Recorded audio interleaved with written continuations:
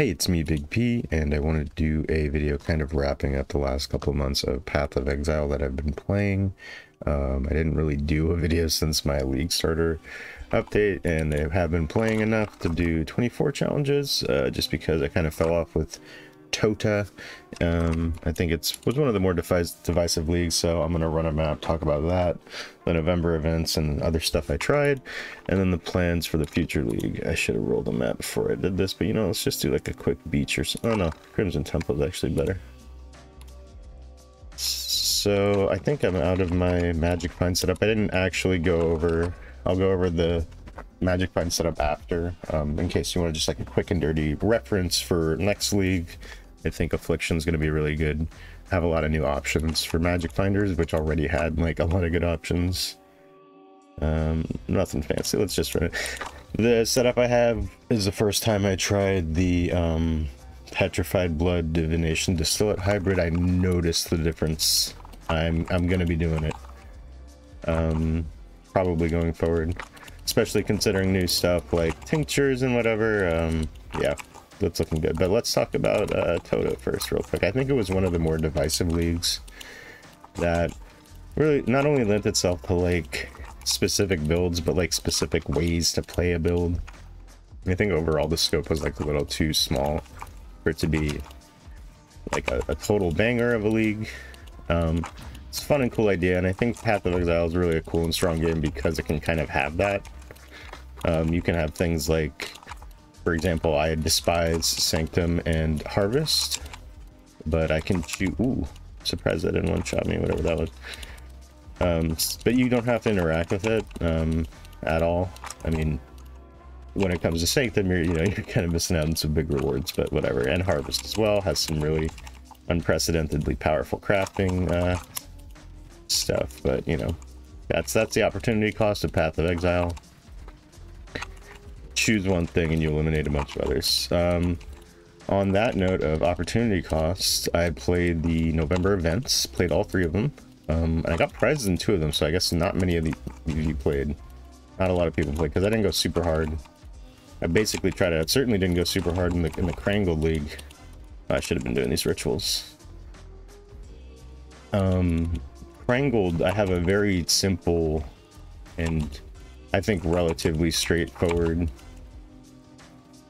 sort of note to make on Crangled League. I think I understand that, like, you know, less is more sometimes, and it's an intentionally difficult sort of thing, but I think a very small change, it would make a very maybe I shouldn't pick that one. Let's see.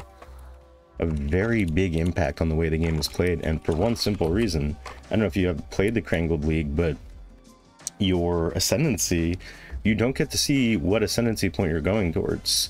And so if you want to look at like points where people are going to quit that event in that league, it's when you take this one point to see what's here, and it's shitty. So now you just did your first lab, second lab, third lab, which is supposed to be like significant power spike points for a lot of builds. Even if it's not, it gives you a little something, you know, at least something that's probably relevant to your character, and it might just give you, you know, basically probably a virtually dead node on your build. So my simple solution is let us see 2 ahead.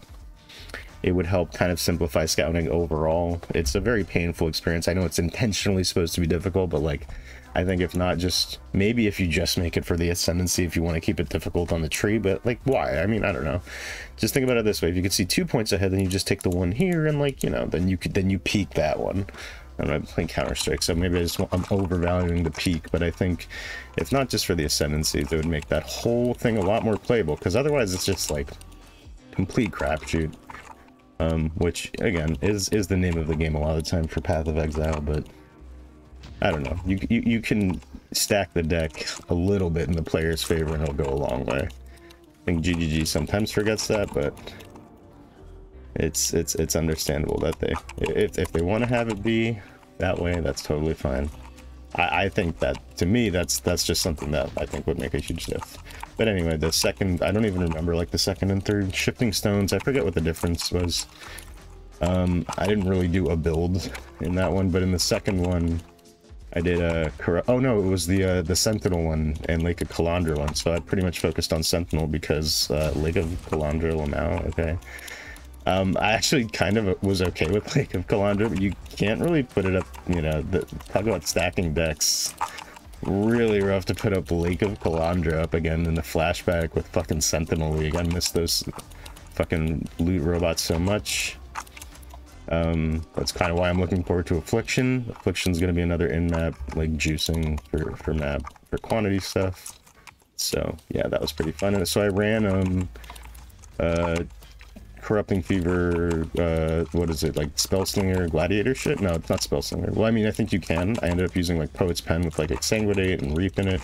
I think I deleted the character, but like, I mean, it's based on the shit that Grimro did for like Magic Find to set up like an early Magic Find character, but if you want something that's a little tankier and kind of a little bit easier to gear, then like if you don't want to make like a dozen Divine Bow like this, like minimum, you know, it doesn't have...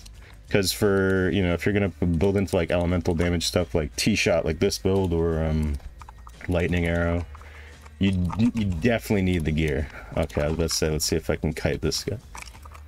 The gear is super important, so definitely was looking for a less prohibitively expensive, but you know, it might actually...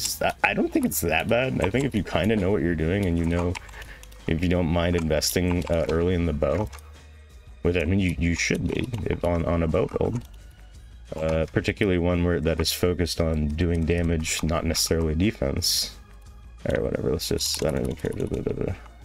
We just rolled past a mirror there. Let me know in the comments if you did, and leave a like if you think I could cut my hair. I should cut my hair. What else? What was the last one? Shifting Stones was kind of crazy. I don't even remember what I did. Can I see the character? Shifting Stones, I did, did I do RF? I think I just did RF, which is like different. I'm not even gonna really mention that or go into that. Shifting Stones is kind of cool though. I do like this sort of, you know, idea of like applying the Atlas passive tree stuff in the campaigns, because it really kind of helped buff. I thought it would be like kind of more difficult, but really buffed loot, especially like that Ghost one, but Ghost got nerfed, or other Speaker for the Dead or whatever. Whatever this fucking keystone is. Yeah, Speaker of the Dead. Speaker for the Dead is the book. Yeah, let's just mouse over some of the gear for Magic Find real quick. I think Death Song is such a cool name for a bow, not bad, right? Additional projectile helmet you don't need anymore, so this was probably like one of like the big like points where you could like min-max invest. I have a specific setup using Ascetic, which probably will be replaced with Simplex amulets at a higher level if you can craft that. Otherwise, I do recommend this, if not just because this setup you can get, if you don't, you can set up a filter to try and vol this yourself to get a normal item that gives you an additional projectile, which is extremely important for Tornado Shot, but that's on the gem in the coming week, so that's kind of cool. And then yeah, you have like, you could use, what is it, Fractal Thoughts, a lot of different like helm slots that like boost damage. Go back to Devotos, why not, you know, get a little more move speed and chaos res, shit like that.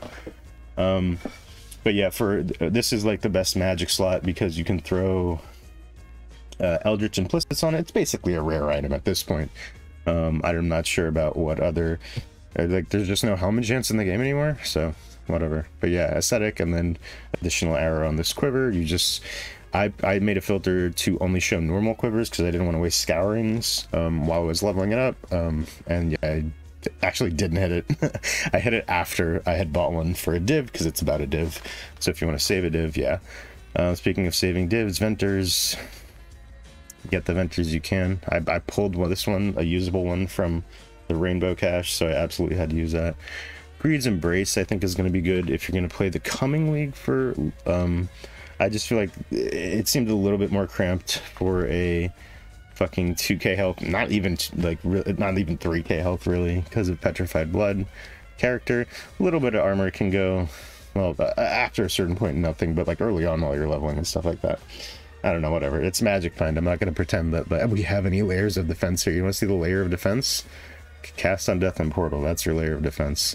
Sedemas, I'd probably just start like valuing some of these because Count Spirit is not going to be as easily usable on these builds anymore. Next league it did get nerfed. Everything else, it's Dying Sun's just good. We'll see how flasks, how tinctures work into it. I believe it'll be better for attack-based builds, but, you know, who knows? I just, the way resin works in Dark Souls is making me think that it'll be more for weapons instead of casters, but... And yeah, Divination Distillate with this, I'm not going to go super into... this is more sloppily put together, but it was making me cash. I was like a third of the way to a Headhunter, or something like that, without really trying, but I started working full-time, so like I didn't want to... I wasn't going to blast as much as I can. Did 24 challenges and was like, alright, you know what, there's a lot of games. Hella games came out this year, I had to play a lot of them. But yeah, looking forward to the new league. I'm thinking Cast on Crit. Inquisitor, like one of those starts, like Captain Lance has a good one with like Energy Blade, adding a lot of flat damage. I want to try like Frost Bomb. I think the league overall, it's looking like one of those like leagues where like not only is the league mechanic itself going to be good, but the updates to the base game are going to be very interesting. So there's probably going to be a lot more content. I feel like Tota was kind of, the league was a little divisive, the meta was a little stale, so I played not much. Oh, I did play in BPL, I guess. Let's go over that real quick, because I don't remember what I played.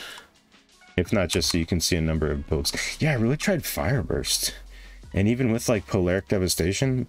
Oh, okay, so this is how I rerolled it for Magic Find. This I probably wouldn't recommend.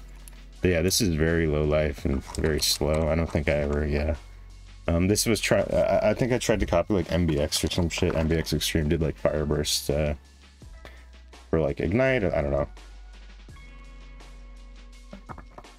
You have to get a lot of, it's basically not even usable. This is a cool one, movement speed and quantity. That's a cool Amy, but it's not going to be usable because the only reason you were able to do this is with like a bunch of cooldown recovery rate for the Fireburst. So without that now, like, yeah, that's not going to be cute. What is the yeah, it's still over a full second that you're not dealing damage. Like, that's, I don't know, not great. I think maybe for early on mapping it was okay, but like, yeah, overall, to me, at least if you're gonna try it, don't make it a Magic Finder as well. You know, there's more tried and true stuff with Magic Find, like the Deadeye, the Lightning Arrow, and Tornado Shot Deadeye, I think are just kind of just straight up buffed, if not like severely buffed by the stuff that's gonna come this league. You know, certainly like the top end with the new Ascendant. I mean, that's just like flat power creep, right? Like, is there any there's not like meaningful trade-offs to getting an additional ascendancy, right? We're just getting some fucking beef on top of the map. So it does look like a very interesting league to play a lot during. If you have anything you think might be good, let me know. I can, if you don't want, if you're not comfortable drafting with POBs, I can give a shot at it. And I mean, while we're at it, I have a drum kit behind me now. So that's some content that can come too, if you watch this far into the vid. That, you know, I'll cover whatever song you want. I'm gonna try, I don't know, I'll play as much as I want to, but, and I can, I'll try at least, I'll promise I'll try at least one off-the-wall build, like I used to when I was more young and spry and interested in the game in an experimental level. But I probably will run another Magic Finder, probably similar to this. I wasn't really crazy about the Corrupting Fever one. If not just because I felt the scaling of the damage was going to be a little bit trickier and might be a little bit more up in the air in the next league with changes to quality and gem level stuff. So I don't know, it's still probably very solid and definitely the tankier option. So if you like not dying, if you don't like to try and play the game at that pace that map was just ran at, you know, you kind of have to really be kind of kiting and stutter step attacking. But it felt really good to play D-Shot with the bow that does. I'm pretty sure I actually have, yeah, the total DPS for this bow is 1337. So only real gamers would know this bow. Pretty solid. You do have to invest into it. I am using 2 of the, oh no, maybe just 1 Inspired Learning. And then of course you want to get into a Headhunter and shit like that. So I didn't actually use the additional projectile tattoo, just because I didn't want to get used to it, but we're basically getting it for free.